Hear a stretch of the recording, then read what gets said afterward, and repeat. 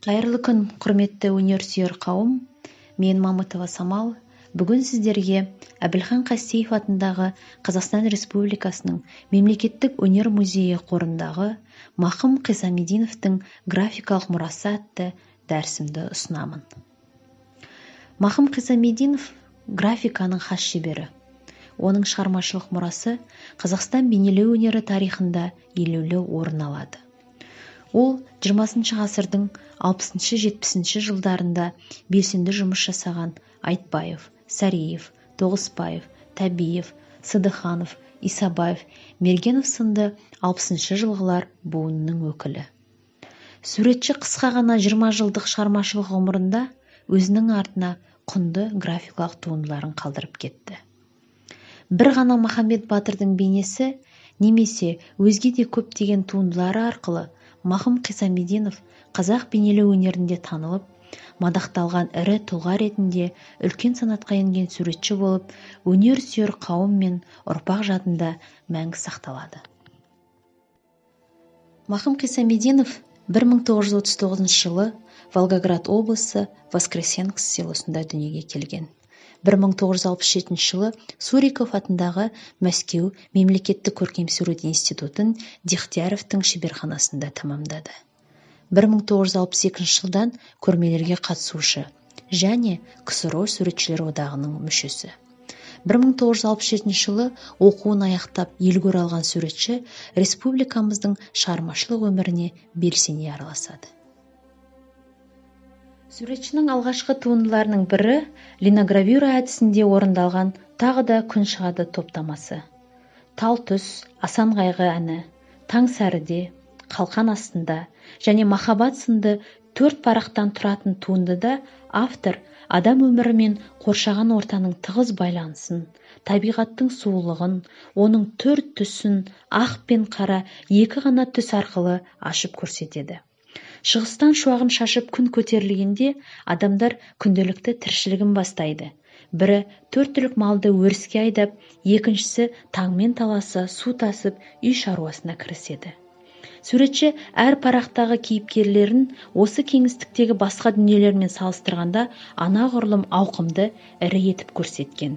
Яғни суретші барлық күштердің негізі адам деп сенген. Ақ қағаз бетіндегі алуан түрлі дақтар, нүктелер, штрихтар, күрделі сызықтар графикалық парақтардың негізгі құрамдас бөлігі болып табылады. Олар өзара алуан түрлі жолмен байланысады, бірін-бірін толықтырады, қиылысады. Бұл сызықтармен таңдаулы форманы айрықша әрі нақты айқындау негізгі композицияны құрастыруда аса қажетті. Осы құбылыстардың барлығы Қисамидиновтың аталмыш топтамасында айқын көрініс табады. 1970 жылдары көрме залдарының төрінен орын алған, көрермен қауымның көңілінен шыққан Махамбет топтамасы суретшінің графикалық шығармаларының ең шоқтығы биігі. Ереулі атқа ер салмай, егеулі найза қолға алмай, ерлердің ісі бітер ме? Деп жырлаған 19 ғасырда өмір сүрген ақын, батыр Махамбеттің шынайы портретін жасауда суретші үлкен жетістікке қол жеткізіп, батыр бейнесін ұтымды кескіндеген. Жалпы бейнелеу өнерінің өзге де түрлерінде кескіндеме немесе мүсінде болсын, Махамбет батырдың бейнесін керемет етіп, әр қырынан сомдаған туындылар баршылық. Әйтсе де, Мақымның Махамбеті өзіндік ерекшеліктермен айқындала түседі. Осы орайда суретшінің бірер парақтарына қысқаша тоқталып өтейік. Жүріп келе жатқан Махамбет тұлғасының алыптығы соншалық, жазықтықтың жоғарыдан төмен барлық бөлігінде бейнеленген. Батыр үстіне шапан жамылып, аяғына биік қонышты етік, белдігіне байланған қылыш, сол қолында кітап ұстаған кейіпте. Яғни суретші Махамбетті киім үлгісі, қару-жарағы арқылы батыр ретінде, сонымен қатар кітапты бейнелеуде ақындық қырын көрсеткен. Желбіреген шапанның бір ғана қою қара түстілігі батырдың алып денесін бірінші жазықтыққа айқындап тұр. Сонымен қатар суретші композицияны шешуде бейтарап фонды қолдануы көрермен назарын тек батыр тұлғасына ерекше аударуға негіздеген. Махамбеттің отты жанарынан, ірі кескінді жазық маңдайынан, батыр жүрісінің екпінінен рухы күшті қолбасшы екені көрініп тұр. Міне, бұл графикалық парақта суретші батырдың бойындағы қасиеттің бір қырын ашып көрсеткен. Ал келесі шығармада көрерменнің көз алдына тақала, күрделі ракурста өте ауқымды, алып денелі Махамбеттің бейнесі суреттелген. Оң жақ иық бөлігіндегі домбыраны тартып, терең ойға шомып, толғанып, тебіренген күйін оның жұмылған көзінен байқауға болады. Жоғарғы оң жақ бөлікте қазақ халқының еркіндігін білдіретін кең байтақ далада құйындай жүйткіген жылқылар. Батырдың жүрегінен шыққан домбыраның тулаған әуенмен қатарласа керемет үйлесім тапқан. Сондай-ақ парақтың сол жақ жоғарғы бөлігіндегі бірер қисық сызықтар қар басқан тау шыңдарының сұлбасын көрсетеді. Бұл шығармада Махамбеттің сезімге толы рухани жан дүниесі сырт өмірмен іштей байланысты. Үшінші топтамада шығыстық дәстүрі бойынша екі аяғын айқастыра малдас құрып отырған, екі иегін тік ұстаған, өзіне сенімді, парасатты, білектері күшке толған батыр бейнесі. Оң қолында қалам, ал сол қолымен тізесін таяна отырған кейпі батырдың өр мінезді, өткір тілді тұлға екенін сездіреді. Әр бөлікте алыптың бойындағы түрлі қасиеттері тереңнен зерттеліп, Махамбеттің рухы күшті, ақындық, батырлық, ерлік, азаматтық кескін келбеті көрініс тапқан. Келесі 1974 жылы орындалған «Бір өмірдің бейнелері» топтамасы Махым шығармашылығындағы ерекше туындының бірі. Мұнда туған туыстарының портреттері бейнеленген. Ана портреті, Ләйла және Махмұд. Үш туындыда 1974 жылы Сенеждегі тамаша графика шеберханасы бар Суретшілер одағының шығармашылық базасында автолитография тәсілінде орындалған. Әр бөлікте суретші тастың қаттылығына қарамастан кейіпкерлердің мінез құлқын, көңіл күйін шебер оя білген. Ана атты парақта суретші өз анасының образы арқылы бүкіл қазақ халқының анасының бейнесін ашып көрсеткен.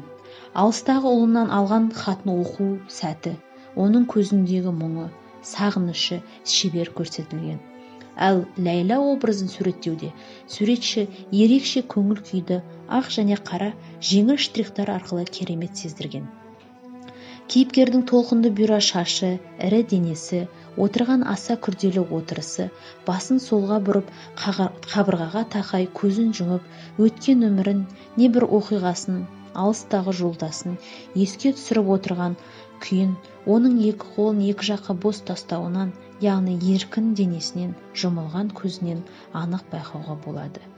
Үшінші бөліктегі Махмұд бейнесінде аталып өткен екі туындыға тән көңілсіздік, мұңлы күйін айқын ашыла түседі. Суретші өз жақындарының мінез құлқын танытуда жалпы адам баласының көңіл күй, сана сезім, дүние танымға байланысты көзқарасын, толғаныстарын өз күнделігінде бөлісіп отырған. Ішкі дүниенің бос болмауы немесе солқылдақ болмауы маңызды.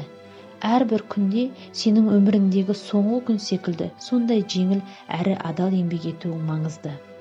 Саған ешкім жүктемеген қарыздар мен міндеттерді өз мойныңа алма. Ұйқыдан ояна салып, жаңа күніңе шүкіршілік ет. Және бұл күнмен саған келетіндердің бәріне риза боламын деп өз-өзіңе уәде бер. Деген әсерлі жолдарынан Махым Қисамидиновтың әр күнін бағалауын, өмірге деген үлкен махаббатын, құштарлығын аңғаруға болады. Суретші өз күнделігінде келер ұрпаққа ой тастайтын, шабыттандыратын, белсенділігін арттыратын осындай мағыналы пікірлерін қалдырған. Өмірді бағалауда өз ғұмырының қысқа боларын сезгендей, үнемі жанталаса жұмыс істейтін Махым Қисамидинов үлкен жауапкершілікті қажет ететін топтамаға кіріседі. Ол линогравюра топтамасы немістің ұлы ақыны Гете шығармашылығының ең биік шыңы Фауст атты философиялық драмасына арналған жеке дара шығарма. Жалпы кітап көркемдеу өнері соның ең негізгілерінің бірі көркем безендіру, яғни сыртқы өңдеу мәселесі. Кітаптың мұқабасына, атау бетіне, ішкі бөлімдеріне, тарауларға алуан түрлі суреттер салынады. Тіпті ешқандай арнайы сурет өрнек болмаған күннің өзінде шырайлы кейіпке келтіру қажет. Кітап өңдеудегі тізбектелген барлығы жұмыс график суретшілер қауымына тиесілі. Осы орайда суретші Махым Қисамидиновтың кітап безендіру ісінде қалдырған еңбектері көрерменді өмірді терең түсінуге, тазалық пен шындықтан көңілге қонымды әсер алуға үндейтін таңғажайып дүниелер. Жоғарыда аталып өткен Фауст кітабын безендіруге арналған композицияларында суретші өзінің осы драманы оқу сәтін көрсетумен ортаңғы бөлікте Гетені бейнелеуден бастап, кейінгі парақтарында оқиға желісі бойынша әр образды өзіндік ерекшеліктермен бедерлеген. Сонымен қатар, оқиғадағы адамдардың көңіл күйін табиғатпен ұштастыра отырып, тек екі ақ және қара түстер арқылы өте шебер көрсеткен. Шығарма мазмұнын терең аша отырып, суретші әр бөлікте драманы оқу барысында Фауст, Мефистофель, Маргарита және тағы басқа кейіпкерлердің басынан өткен қуаныш пен қайғыға ортақтасқан куәгер ретінде өз автопортретін айқын бейнелеуінен көруге болады. Осы шығарма кітап өнері атты бүкілодақтық конкурста жоғарғы сапасы үшін бірінші дәрежелі дипломға ие болады. Және аталмыш драманы иллюстрациялау суретшінің соңғы туындыларының бірі еді. Аса дарынды суретшінің әрбір шығармашылық туындысынан өзінің тұлғалық мінезі ерекше танылады. Осы орайда Махым Қисамидиновтың күнделігіне тағы бір көз жүгіртсек, өзінің өмірі мен өнеріне мінездеме берген қара сөзінде былай дейді: суретшінің білімі өте терең болуы керек. Дихан тәрізді жердің иісін сезінуі және Кампанелла тәрізді үнемі өзінің күн сәулелі қаласын көре алуы шарт. Міне, бұл жолдардан Махымның өнерге деген құштарлығы мен көздеген мақсат мұратына жете білетін қайсар мінезді жанды байқаймыз. Өкінішке орай, ол өмірден ерте озды.